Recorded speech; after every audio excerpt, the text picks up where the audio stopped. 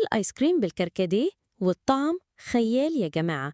انتوا مش متخيلين النعومة والانتعاش اللي في كل معلقة. تعالوا أقول لكم على الوصفة اللي هتخليكم تدمنوه. أول حاجة هنجهز عصير الكركديه. هنغسل 2 كوب كركديه وننقعهم في 2 كوب مية سخنة، نغليهم شوية وبعدين نعصر عليهم ليمونة ونسيبهم يبردوا خالص. بعد كده نعمل السيرب.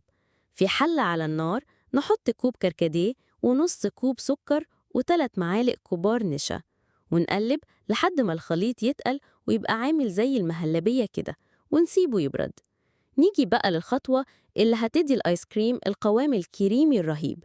في الخلاط هنحط 6 حبات جبنة كريمي، علبتين قشطة، 2 ظرف كريم شانتيه وكوب حليب بارد، ونضربهم لحد ما يبقى الخليط ناعم وهش.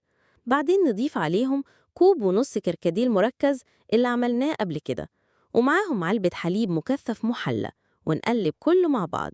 نجيب علبة أو صينية ونصب فيها الخليط ونوزع شوية من السيرب، ونزين الوش بخطوط كده شكلها شيك. وآخر خطوة نغطيه وندخله الفريزر ليلة كاملة. وبكده يبقى عندنا أحلى آيس كريم بالكركديه، منعش ناعم وطعمه يجنن. جربوه وقولوا لي رأيكم، ولو عجبكم ما تنسوش تعملوا لايك وشير عشان الكل يجرب الوصفة الجامدة